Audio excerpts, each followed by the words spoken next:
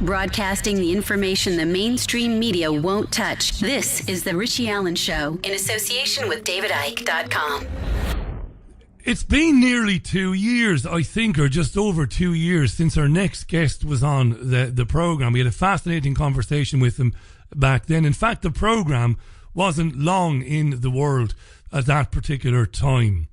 Now, he's a gastrointestinal surgeon and researcher. You'll remember he lost his licence to practice medicine in the UK several years ago because at that time he was accused of fraud and fabricating studies that show a link between the MMR vaccine and autism. Now, he was never, it's important to say, an anti-vaccine doctor. His research was in the areas of vaccine safety, although you wouldn't know that if you look back at the old newspaper articles, but that's the mainstream media for you. Now, his research led him to find that there were problems with the 3 combo vaccine of measles, mumps and rubella. He didn't advise his patients to stop vaccinating. In fact, he recommended that people vaccinate for those 3 diseases with single vaccines rather than the combination. Again, an important fact that got lost in the media feeding frenzy at the time. We've seen that a lot of times, haven't we? Now, his paper on the MMR vaccine and its links to bowel disease and autism was published in the esteemed Lancet Journal. But a journalist called Brian Deere published an article in the British Medical Journal criticising our next guest and accusing him of being a fraud. Now, as a result of this, his study in the Lancet was retracted and he and a co-author were barred from practicing medicine by the United Kingdom's General Medical Council Regulatory Board. Now, last April, he released a film which he directed. It's called Vaxxed, From Cover-Up to Catastrophe. It's a remarkable achievement. Produced by Del Bigtree and, as I said, directed by our next guest, who is indeed Dr. Andy Wakefield. Andy, welcome back to the programme. How are you? Richie, I'm great. Thank you. It's good to be back. It's great to have you back. You're in Dallas or Texas or somewhere around that part of the world, I believe. Is that right? Austin, Texas. That's right. I thought you'd forgotten about me, but no, here you are. I've never forgotten about you. Not at all. When we first spoke, the programme wasn't long on the air, and I'd had a 6-month gap away from broadcasting, putting it together, and I never look back on our conversation as one of my finest interviews because I was getting hammered by social media and people asking questions, and I got a bit lost in all of that. I listened back to it, it wasn't so bad, and you came across brilliantly and you made your points very well. I'm thrilled you're back on. What was it like directing Vaxxed and getting it out last year, Andy? I mean, as important as the work is to you and your research is, it must also have been incredibly exciting at the time. Tell us what it was like. Well, it was. When it was, this could have just gone on forever. Such is the power of the mainstream media funded by the pharmaceutical industry and under the cosh of government, which have an agenda to vaccinate everybody, that things could never have changed. They would never have changed. They, passing increasingly stringent mandatory vaccine laws in this country and elsewhere in the world. Pharmaceutical companies were gaining more and more power.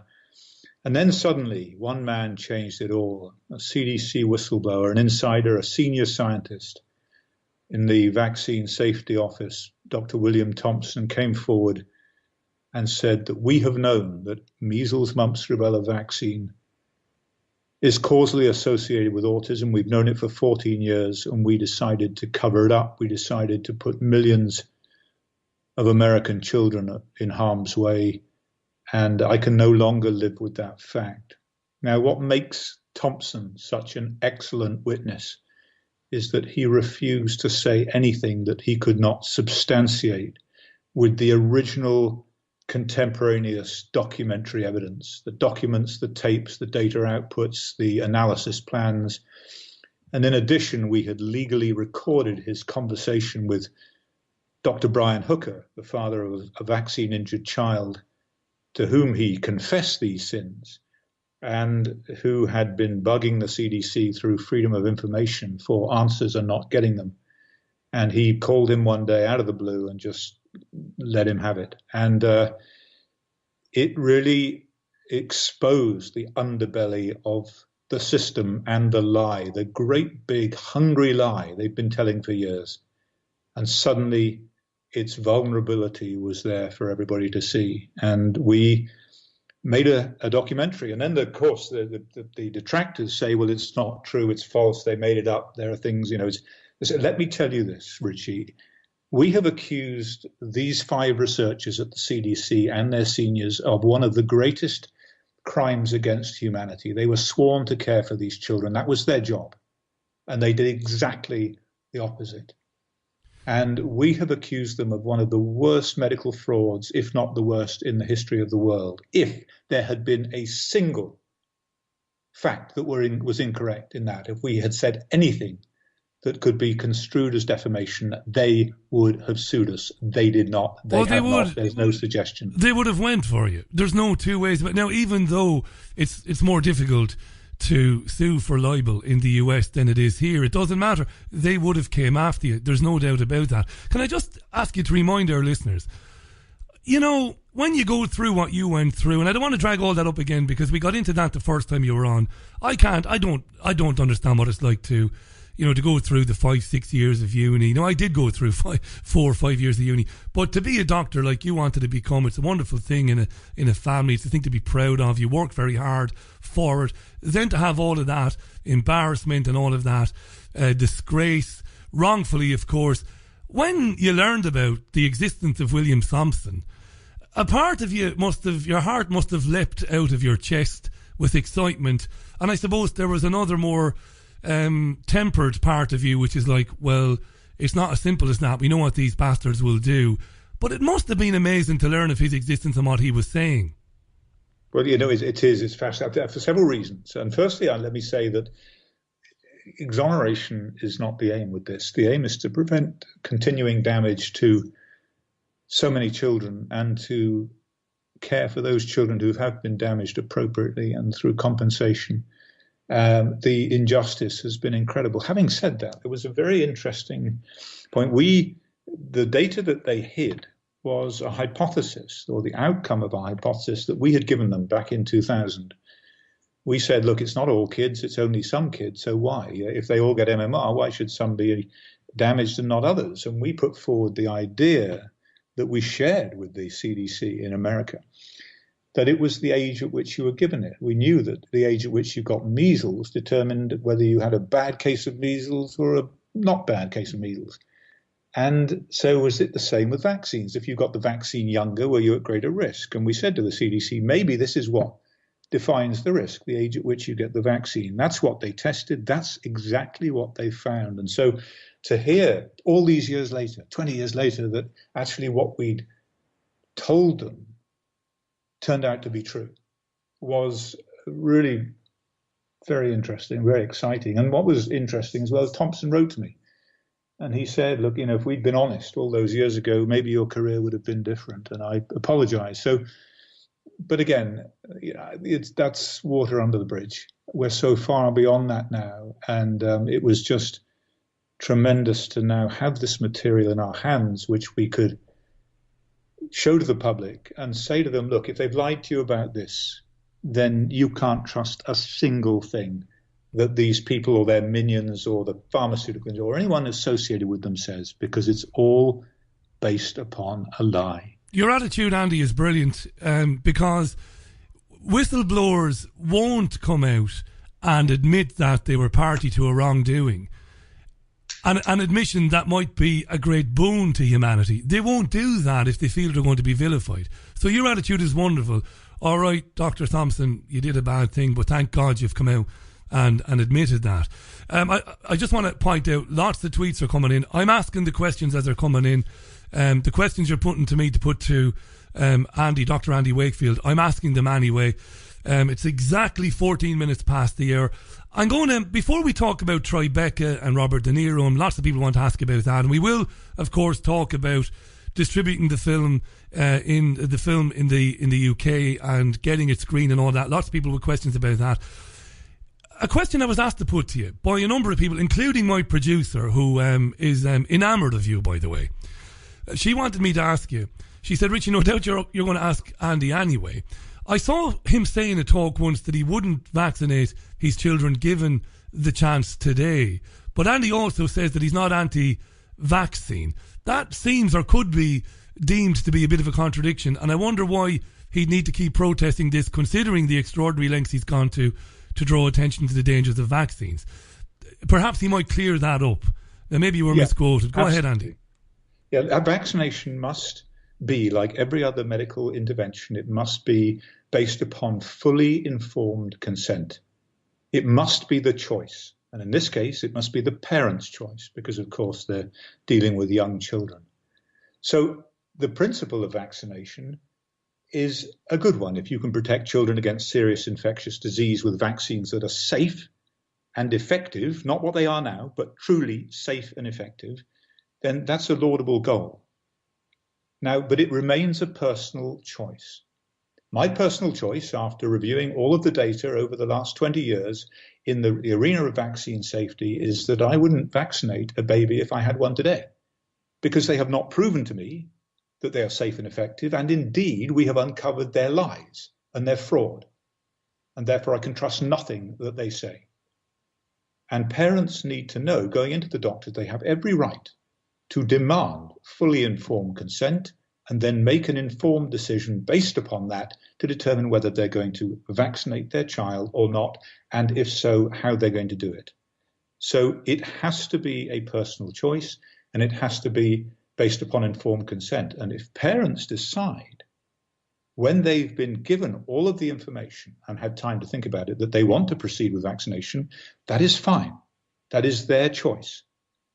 And that's my position, and will remain my position until they get on and do something, some science that is actually halfway credible about vaccine safety. Well, and thanks for answering that. In fact, a couple of listeners have endorsed that. Luga has said vaccines may not in all be bad. It is the shit she puts pretty firmly they put in them. When what happened to you, and again, I want to go over all that because it's all known now. But one thing that fascinates me is a guy like you, an establishment man, and I don't say that in a negative way. But you know, we've always looked up to bankers and to barristers and to doctors, and we've always aspired. You know, when we went to school and college and uni, these were good jobs to have, and these were honourable men and women. You must have been. I mean, did you ever see coming the mendacity of the British media, the lies they told about you, the demonstrable lies? You know, that you were anti-vaccine, you were this and you were that. When in fact, as I mentioned in the introduction, you were saying to people, look, evidence is showing there's a problem with the combo vaccine. I would recommend in the meantime that you use the individual vaccines. Were you surprised, Andy? Did anything prepare you for the lies that were spread about you? So are they all honourable men? Yes. No, it didn't. I really didn't. I wasn't prepared, I suppose, for the sociopathic approach of Brian Deere. He was prepared to go where no others were. He was prepared to say things that were so outrageous, so demonstrably false, and yet they fed the system. They gave the system what it needed to hear to throw this out, to cast this issue of MMR vaccine safety aside. They gave him what he wanted, and so they were prepared to believe it. They drank it down in great gulps. And so he really set the tone for the way in which the media responded elsewhere around the world. And it's since been shown that what he wrote was a fabrication, a complete reenactment of history. And, there are some wonderful quotes from Brian Deere about himself to the British Medical Journal when they commissioned his articles, saying that he was semi-notorious for creating a rat's nest of implication. It's an extraordinary statement about himself, really about how his writing completely lacked objectivity, but really gave the fodder to the people that they wanted to hear. And he, as I say, he set the tone for everything. We did try to sue him twice, once in the UK and once in the US. In the end, we were blocked in the US. We had an outstanding case. His case fell apart, actually, in deposition. It was a fascinating moment for a filmmaker. But he their case fell apart, we unfortunately could not have our day in court because we were denied jurisdiction against all legal precedent in Texas. We were denied jurisdiction over a UK journal, even though they profited out of the state of Texas. But I wish that had happened, because the history would be written in a very different way. Nonetheless, it's very difficult for anyone to prepare for the onslaught. The truth is, though, Richie, when you make a decision in life, you come to a crossroads, you decide whether you work for patients and their parents, or whether you work for the pharmaceutical industry and public health. And for me, there's no ambiguity, there's no question, there's no indecision about that. I had to take the branch that led to caring for parents and children, and put everything else aside. And when you offend the pharmaceutical industry, they're profiteering, and when you offend the policy of public health, then there is no price that you will not pay. You've got to stick at it. You've got to hang in there. You've got to believe. You've got to realize that what happens to you is far less important than what happens or doesn't happen to these children who are so badly damaged, and how future generations are protected from that injury. And that is the key. And you keep going, you stay in the fight. As Churchill said, you never, never surrender. And in the end, it breaks wide open. And with Thompson, it broke wide open. It certainly did. And I want to talk more about the film in a second and the reaction to it in Tribeca.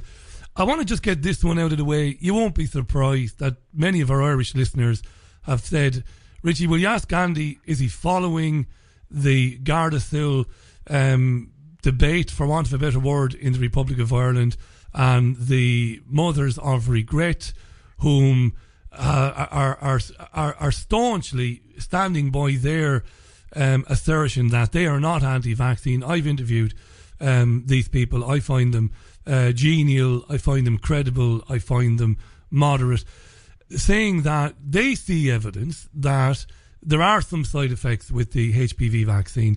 And the reaction to it in the Republic of Ireland has been extraordinary. The vilification of the women, but the World Health Organization basically threatening the Irish government, calling the Irish government like a school kid to a meeting in Oslo, I think, or maybe Copenhagen, to explain why the take-up of that vaccine has dropped off. Now, I don't want to be, pressuring you to talk about that vaccine. You might not have studied it, but you will be, of course, familiar with what happens when you ask questions about the efficacy and the safety of the vaccine. Have you been following that story, Andy? What have you made of it? I've been following the Gardasil story for some time. It's not something that I would in any way consider myself an expert on, but having spoken to people who were involved in the development of the vaccine, having spoken to ex-Merck physicians who were involved in trialing the vaccine, it's going to be one of the greatest catastrophes in vaccine history. It's purely a commercial exercise. Initially by Merck and now by SmithKline. If people knew around the world the problems that in different nations are having, the Japanese have now suspended their vaccination program for HPV. They are forcing doctors to tell patients that the government does not support the use of this vaccine.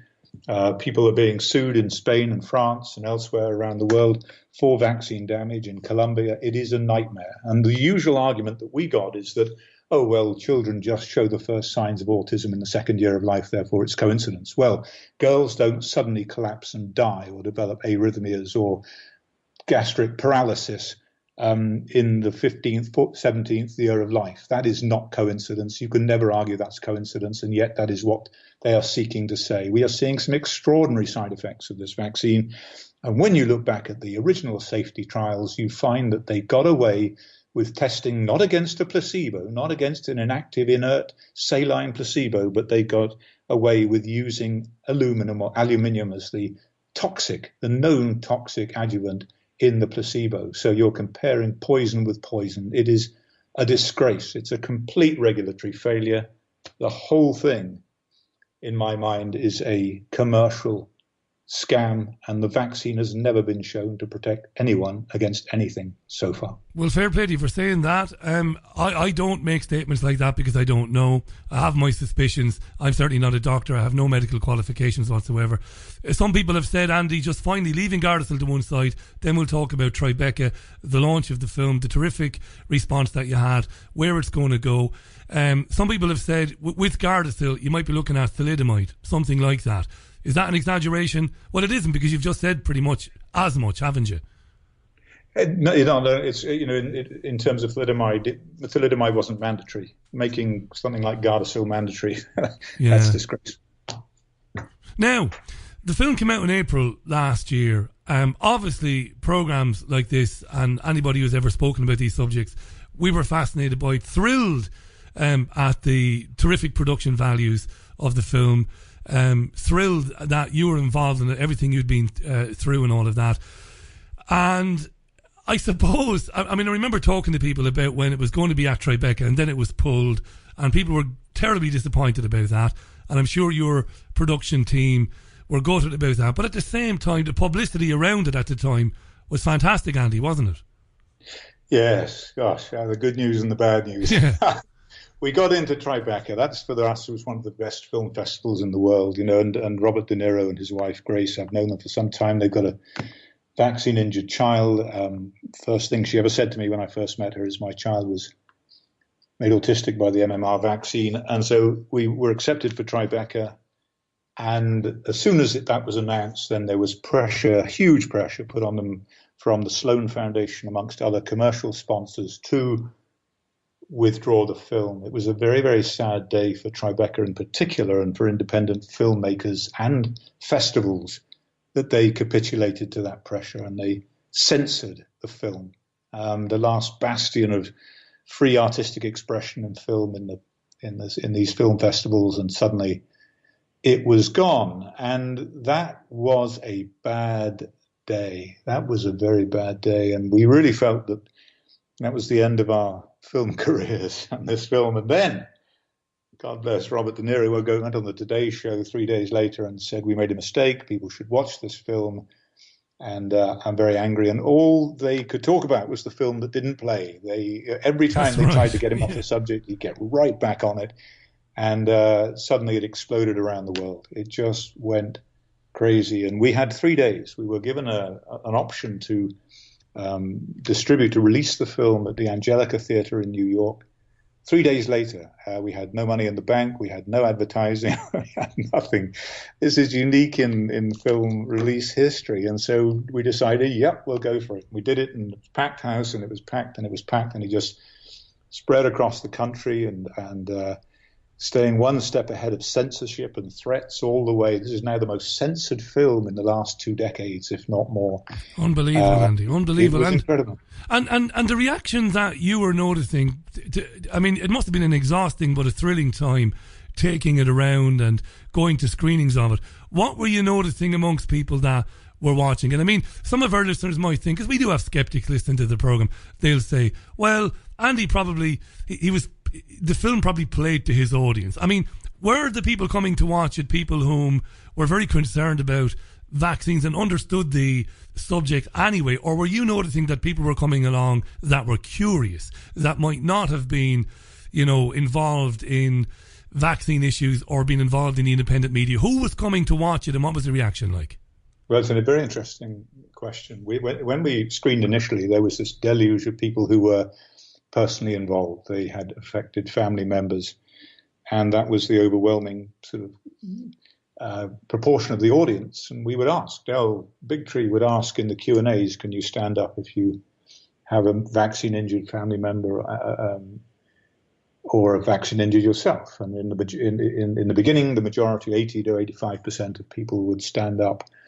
But as time went on, and we still played to packed houses, it reversed. We had people who came because they'd heard about it, because they were genuinely interested, but they didn't have a particular position on vaccines or MMR and autism, but they'd become interested. We had a lot of doctors, a lot of public health officials, a lot of nurses, a lot of politicians, more and more of these people coming forward. And I remember one in Santa Ana in Southern California, one doctor was dragged kicking and screaming he was a pediatrician, he was sitting on the front row. At the end of the film, he stood up and he said to the audience, I can never practice medicine in the same way again. He said, I've been lied to, and anyone who would like a medical exemption for their child, I will give them one. Now, that was a huge risk for someone to take in a public statement. But this is the kind of reaction we got time and time again, because what you realize is that the film has been reviewed by people who've never seen it, that it is not anti-vaccine. It is about fraud at the CDC. It is about lies being told by federal agencies and the damage done to children, to public health, to public confidence in policymakers as a consequence of that. You know, and the other thing to say is very, very interesting. It's rather like when I was a child, The Exorcist was released. I was too young to go and see it. I went down to the Bonash Cinema in Bath, and there were lines of people around the block, queues and queues of people. And there were priests in the street with banners saying, if you watch this film, you will go to hell. And people were in the queue saying to each other, I don't know what this film's about, but I got to see it. If you tell people that they cannot do something, as Tribeca did, as many other film festivals have tried to do, as the newspaper, if you do that, if you say we are going to tell the American people or the Irish people what to think, what to say, what to read, they're going to say, oh, no, you're not. Actually, and they'll go completely the other way. And that is what is the public relations people on the other side have got this so badly wrong. And so I'm grateful to them for the massive audiences that we've received. And it's had a huge impact. I don't think one should underestimate the impact. Now, a third of people voting for Donald Trump in this country, in America, believe vaccines cause autism. Of course, they're right. They do. And this evidence goes a long way to confirming that. You know what you've reminded me of there, talking about the Exodus? You've reminded me of Father Ted and the Passion of St. Tibulus. when Ted and Dougal were sent down by Bishop Brennan to stop people going into the film, and it done record receipts. That's exactly what happens. Quick recap, 28 minutes to the top of the hour. Dr. Andrew Wakefield is our guest today, the director of Vaxxed. Now, we've come to that point. I've been asked to ask you about Donald Trump. We'll come to him in a second. You just mentioned him. Vaxxed, from cover up to catastrophe, is a fantastic film. Andy said something very important there. It's not an anti-vaccine film. It's about horrendous corruption, life-changing and life-damaging corruption by the CDC in the United States. People are saying to me, and this is the truth, by the way, we don't make things up here, Richie, there are pirate copies out on the internet, but I'll be damned if I'll watch them. I want to support the film. I want to watch it. How can I see it? How can people see the film, Andy? I really appreciate that. You know, what we are in negotiation. In fact, just yesterday, with our distributor, we're very, very keen that everybody should be able to see this around the world. And we've been juggling with how best to do that. We wanted a theatrical release in Ireland, in the UK, in the rest of Europe. We require for that a distributor in those countries who will put it into cinemas. And the response so far has been lukewarm, and I suspect people are under pressure not to do that. We've played in Italy, we're going to the European Parliament soon, we're opening in Germany soon, but we need to play in the Republic, we need to play in the UK, and why have we not done that? Well, if we can't have a theatrical release, then we will just stream it online for a couple of pounds, a couple of euros. That's what we'll do. We would love the theatrical release because there's a tremendous energy that when people come to the screenings, they can get their questions answered. There's this huge sense of a catharsis. You know, people have been justified in their concerns all these years, and suddenly those concerns are justified, and that collective energy is very important. Now, my feeling is that even if it played online, if it streamed on, say, Amazon or Netflix or whatever it would be, people would still want to come to the theatre afterwards because there is that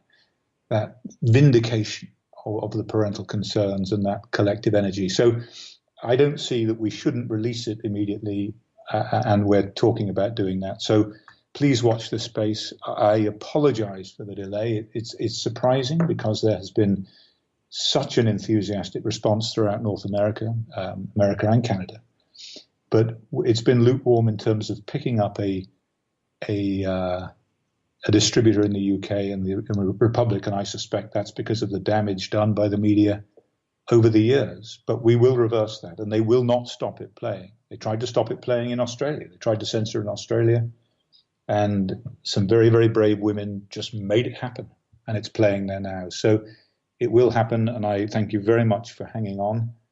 Oh, yeah, people should hang on. No, I totally endorse that. I mean, I said to somebody, I complain all the time about piracy, and we interview people sometimes, Andy, who've released a documentary about some subject or another, and I know they've spent sometimes, what might not be a lot of money for a film, but they might spend 10,000, 15, 20,000 pounds. And, I say to people, do not get that from a download site. You know what I mean? What they're doing is for the good of humanity. Therefore, pay them some way or another for watching it. I absolutely endorse that. If you haven't seen Vaxxed, don't go looking for it. Wait for it. I mean, I really endorse that. I can't say that highly enough. 25 minutes to the top of the hour. So you met with President-elect Donald Trump then. What was that meeting like? And you can probably dispel a couple of myths about what he really thinks about vaccines and whether or not he's really interested in investigating the safety of vaccines. What was that meeting like? What's he like? Well, I've met many politicians over the years in the UK and the Republic in America, and largely it's been extremely disappointing. It has been a huge disappointment. A lot of flannel, a lot of hot air, nothing comes from it. Everything's a compromise. So I went to Kissimmee in Florida for a rally and a private meeting of a few of us with him when he was in the running some months prior to the election. Really feeling, okay, this is going to be a handshake and a picture opportunity and nice to say hello, but not much more than that. And there were 4 of us. There were 10 in the room. Other people had come as funders, supporters of his, who really, I suppose, just wanted to rub shoulders. 4 of us came with a specific agenda, and that was to discuss the vaccine autism issue, vaccine safety, vaccine injury. And he had already gone out in the candidacy debate, and you may remember this, where he had said, where there were 5 of them still pitching in. I think someone from CNN had asked him in an effort to humiliate him. Maybe it wasn't CNN, but had asked him, so you think vaccines cause autism? And he said, look, I've seen it. I've seen people who work for me, their children, perfectly normal. They come in, they get enough vaccines to fell a horse, and they're never the same again. They're diagnosed with autism. I've seen it. It happens. I'm not anti-vaccine, but there's a problem, and we're giving too many too soon. And then they turned to the 2 doctors who could legitimately give an opinion on this. They were candidates for the presidency, and Ben Carson, and he's a surgeon, and they said to him, what do you think? And he said, well, we're giving too many too soon. Way too many were his words. Way too many too soon, and there are some that are totally unnecessary. That was not an answer that they expected. No, they were hoping to isolate imagine Trump and embarrass him, and they did quite the opposite. Then they turned to Rand Paul, also a physician, and he said, and it is not the government's role to tell parents that they should vaccinate or not. It's the parents' decision. And so Donald Trump just said, that's all I'm saying. So when we went to meet with him, he really reiterated that position. I've seen it. I know it happens. And we need to do something about this. So we had a very, very productive meeting. It went far better than I could ever have hoped, far better than any meeting I've ever had with a politician before.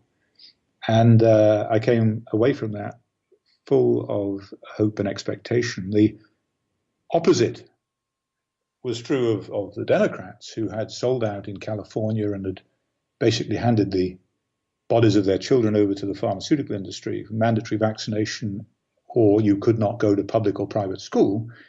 And that was going to be, in my opinion, if Hillary got in, the way it was going to be across the country from cradle to grave within 2 to 3 years of her being president. She had really sold out to the pharmaceutical industry, who are writing these bills in effect. So I think Americans will probably never realize, for the most part, what a bullet that they dodged. But I do think that it's going to be a better future. I think we have to hold their feet to the fire. And the price of democracy is constant vigilance. So we have to keep fighting and fighting and fighting. But we are in a much better position now, I believe, than we were some months ago. There's no doubt about it. A number of listeners, Andy, we've got about 3 or 4 minutes left on this. Thanks for so much of your time. A number of listeners are saying, is there anything we can do? They're referring to when we were chatting about you hoping to get it distributed here in the UK. Listeners are saying, is there anything we can do, voluntary-wise? There are people that we can we start email campaigns? Anything that Andy would like us to do? Well, there are several things. One, if anyone knows a distributor, a brave distributor, and you've got to remember, this is now, I gather, the 4th highest grossing documentary of the year, which makes it commercially viable. And we don't make any money, but the distributors make money and the theatre makes money. That if you know anyone who's a distributor, get them to distribute it, and get in touch with Cinema Libre Studios in Hollywood and get them to distribute it. If there isn't one, do you have in the Republic or in the UK theatrical on demand? We have two companies here in America that have, you basically buy the theatre for the night. You show the film and you buy your tickets online. That's how it's worked in Australia. It's theatrical on demand. So please, if there is one there, then it needs a group of ambassadors, parents, to get together and say, right, we are going to bring this here through theatrical on demand. And I would love to try and get over and do Q&As in various places to make it hopefully more interesting. So those are the two things that might be done. And otherwise, just keep going to vaxxedthemovie.com or vaxxed.com. Either of those two websites. One is for the movement, that's vaxxed.com. One is for the movie, that's vaxxedthemovie.com. Both will give you updates on when it's going to be released on that side of the Atlantic. Like somebody whom I'm very close to, you're giving me this sense of all these terrible things happened to you, and I couldn't even begin to speculate how difficult it must have been for you. But you got through all of that. You did the extraordinary thing and the extraordinary achievement of making the film. You basically sail on now and you stride on in educating people about this issue and reaching more and more people. And they can't do anything more to you now, Andy. You're free and clear now, aren't you? You've dealt with all that crap. There's no name, there's no insult, there's no embarrassment they can try to visit upon you. You'll carry on regardless. It's a wonderful thing. It's not about me. This is the no, of course not. No, but it's important to mention that as well. You as the individual realize, you say to yourself, this isn't about me. I'm actually not important. I'm irrelevant. What matters is that child over there with autism, and that must never happen again. And I'm going to do everything to stop that happening. But you've got to just, when you realize how unimportant you are, it's actually incredibly liberating, and you can then get on and do what you should do. I'll give you a story which was fascinating and makes it all worthwhile and talks about the power of film. The first documentary we made, I don't know whether we ever talked about it, was called Who Killed Alex Spourdalakis? Tragic boy in Chicago who was stabbed to death by his mother, who was then put in prison for life, and his godmother. And on the face of it, it was a murder story. She tried to commit suicide afterwards and failed and went to prison. It was actually a catastrophic failure on the part of the system, where the mother, in the end, after years and years and years of this child being abused by doctors, put on 27 psychotropic drugs, which destroyed his life, which left her homeless and watching him suffer in pain and never sleeping, and utter disaster from start to finish. Medical malpractice, indifference, lies. In the end, she could no longer bear to witness his suffering, and she took his life and tried to take her own as well. And we made a story about it, it's called Who Killed Alex Spourdalakis? She went to prison. She was in Cook County maximum security, and she was due to stay there for life plus, because this was aggravated murder, some term they have over here. And the Department of Justice, who prosecuted, their lawyers, two of their lawyers, watched the documentary, and they said, after that, we can never prosecute this in the same way again. It went to trial. The plea was changed to manslaughter, and she was released 2 weeks ago after 4 years in prison. Now, I'm not interested in judging parents of autistic children. They've been to hell, and they haven't come back in many cases. But this was an extraordinary Christmas present and just taught me about the power of film. It changed this life dramatically. But once those lawyers had seen the truth about how much this mother loved her child and how she could no longer bear to see his suffering, then they changed their plea, their minds completely, and she was released. So the power of film, and Vaxxed is having the same impact at a much wider, much greater level. And so I'll continue making films and exposing this kind of thing forever. And it's a privilege to do. It's a privilege to have worked with these founders. And in the end, the truth will prevail. So, well, I tell you what, Andy, it's been a privilege talking to you. I just want to mention before we part company today, we interviewed Dr. Wayne Squire a few weeks back. It was the only independent media interview she did, the only in-depth interview she gave, actually, about her issues with the General Medical Council over shaken baby syndrome, because she new research led her to believe that parents were being wrongfully convicted of killing their children. And if I'm a half decent presenter, I've been around the block a few times, so I did throw in the question about vaccinations. And to her credit, although she was very reluctant to go into it in any depth, she was absolutely happy to endorse that we really need to take a very close look at the rollout of vaccines and what goes into making them. And I thought that in itself was courageous of her as well. I'm sure Wayne Square is very familiar with your story. It's been terrific, mate, having you back on the programme after such a long time. I mean it from the bottom of my heart when I say congratulations on making the film, on the enormous success of it. And I hope the enormous success to come when it gets distributed in the UK and the Republic of Ireland. Wonderful. Richie, thank you very much. Look after yourself, Andy. We've tweeted the websites out, by the way. Stay in touch, and when you want to come back on the programme, drop us a line. Will do. Thank you very much, Richie. Cheers, mate. Andy Wakefield, Dr. Andrew Wakefield, on the line to us there from Austin in Texas.